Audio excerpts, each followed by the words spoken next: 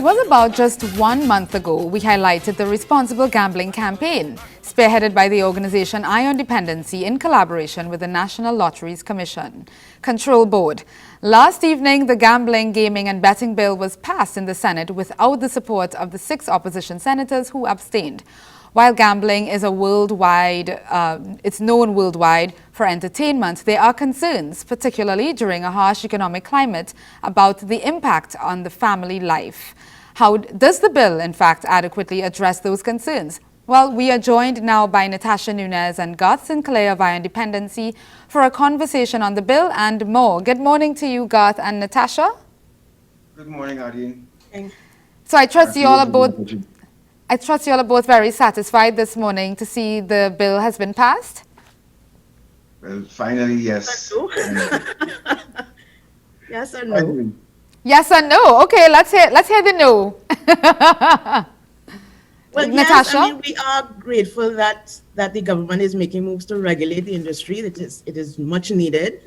But I think there are a couple elements in the bill that we think could be tweaked to make it less bureaucratic and make things more accessible to the people who really need the help. So, for instance, the fund that is to be established to assist vulnerable people or people who are vulnerable to the social ills that gambling may cause, we think it is overly bureaucratic because the people that provide assistance to those problem gamblers are rehab centers, of which we have, they're few and far between in Trinidad and Tobago, and they're already under strain and already cannot receive subventions. So asking them to apply for a fund to assist problem gamblers, to us, is overly bureaucratic.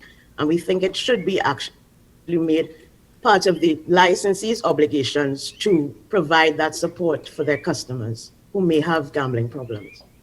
And were you able to submit this input, Natasha, beforehand?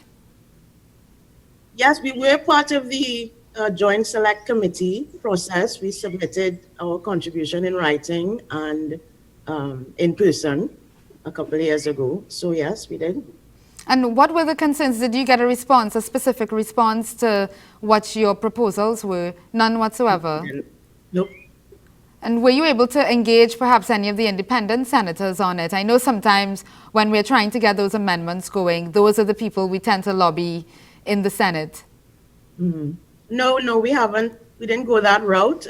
We were just, settled in our being asked to appear before the Joint Select Committee and submitting our written response in the hope that our concerns and our suggestions would have been highlighted. Well, Garth, maybe I should ask you if you think this is a good springboard to maybe getting to the point and getting to those, addressing those more deeper concerns that Natasha just expressed.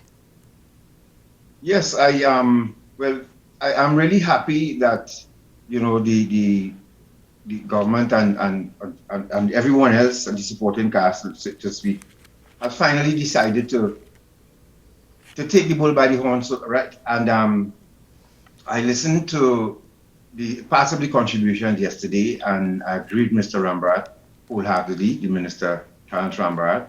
And as Natasha said,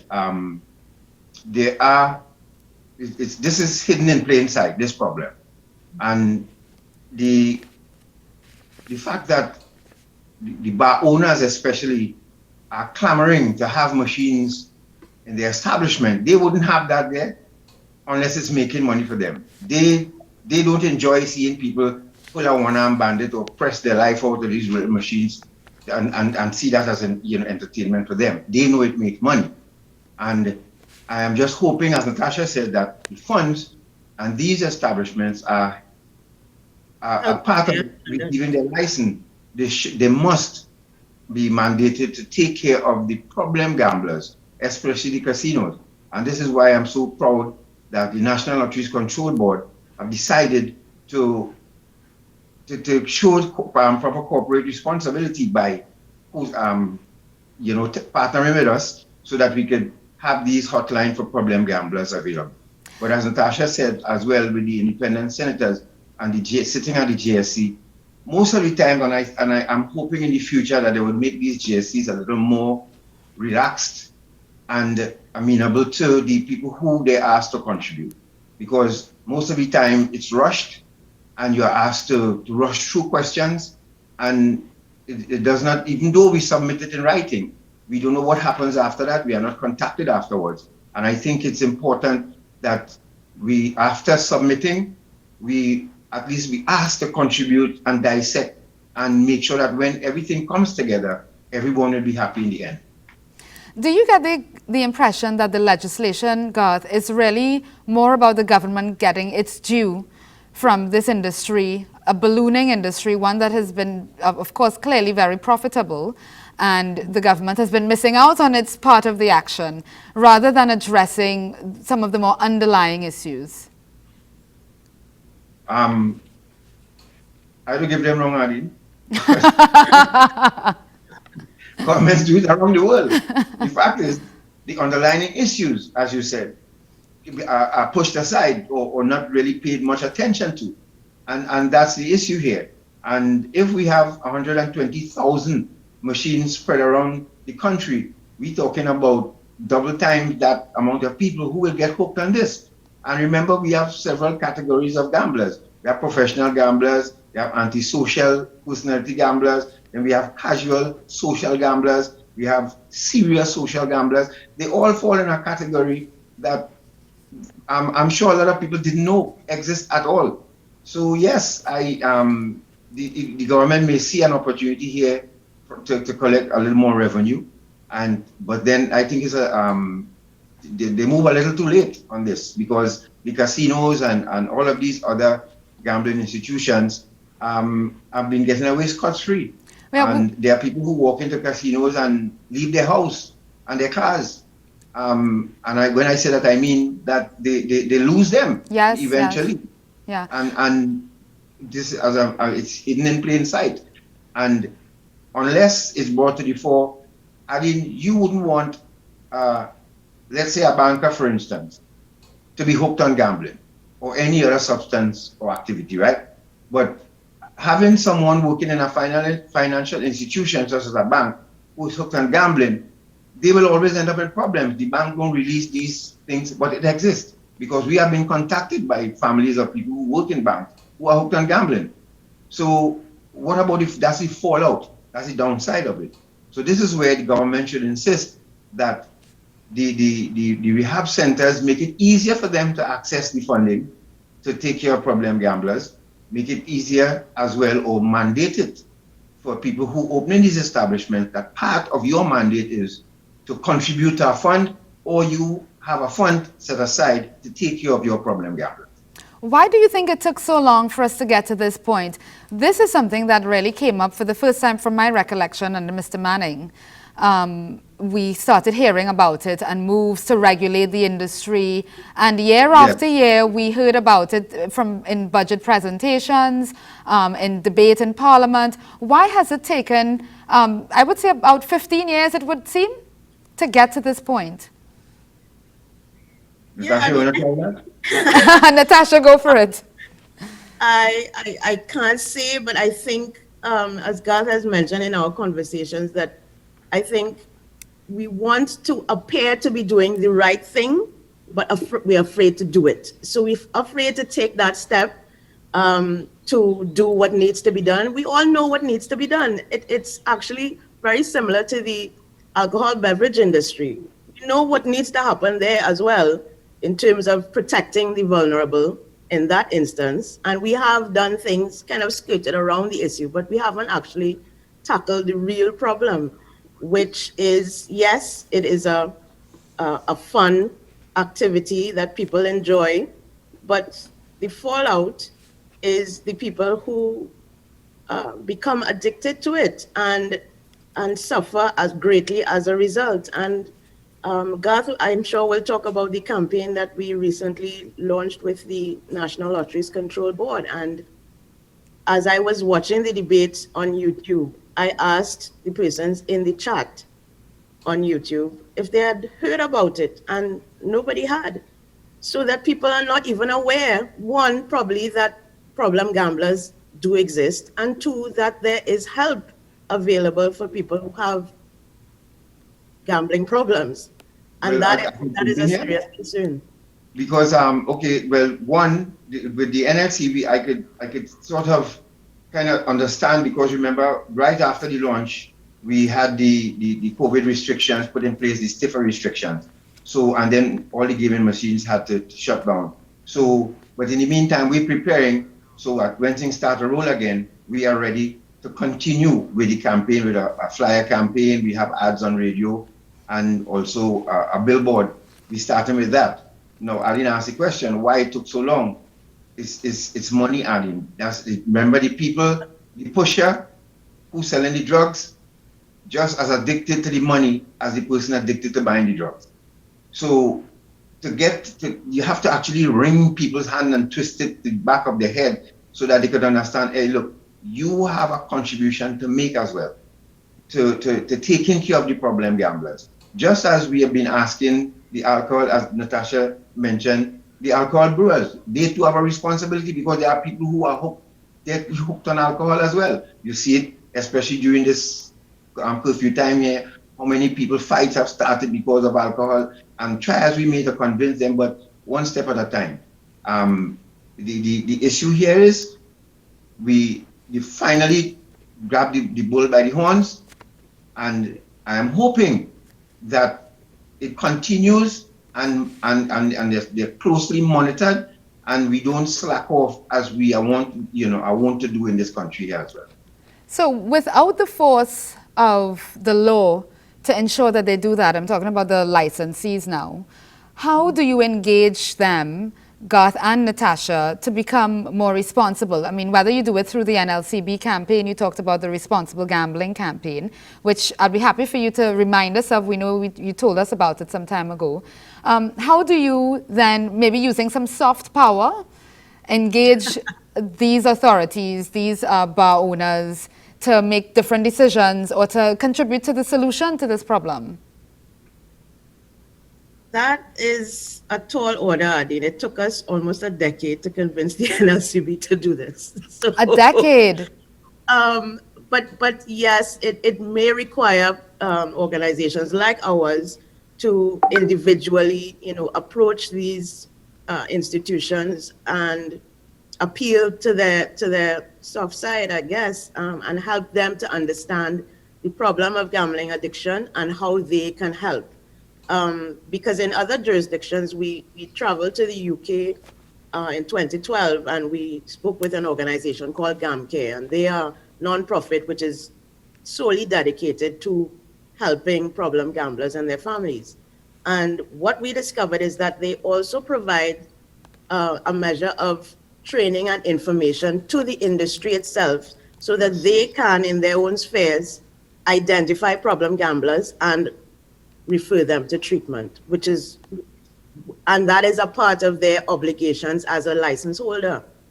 Well, and that is what we're saying should happen here as well. One of the things we've learned in this pandemic time is that there is a Barkeepers and Operators Association, and I believe there's another one. And so maybe going through the associations could be a good way of addressing it. But Garth, this may be a good time to tell us a little bit about the campaign and how that's been going.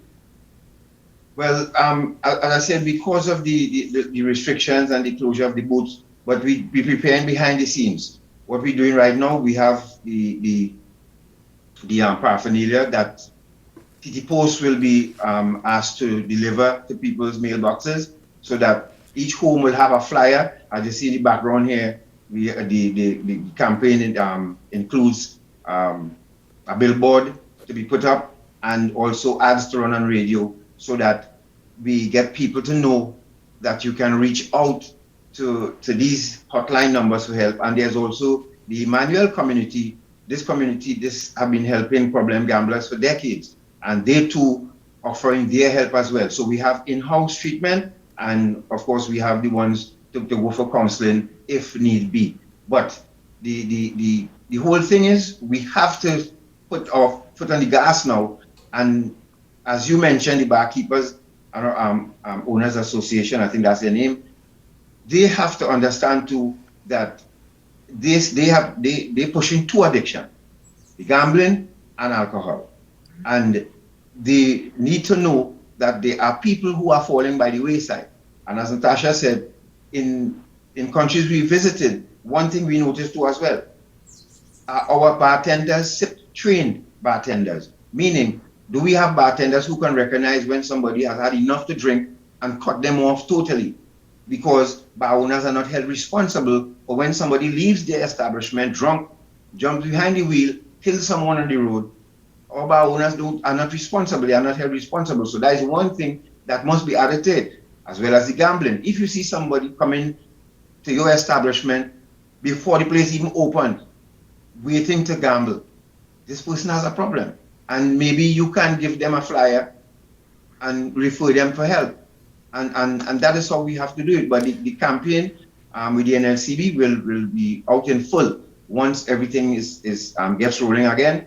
And once again, I want to congratulate them, because this is a big step for the National Lotteries Control Board to take. As you would know, I mean, Yeah.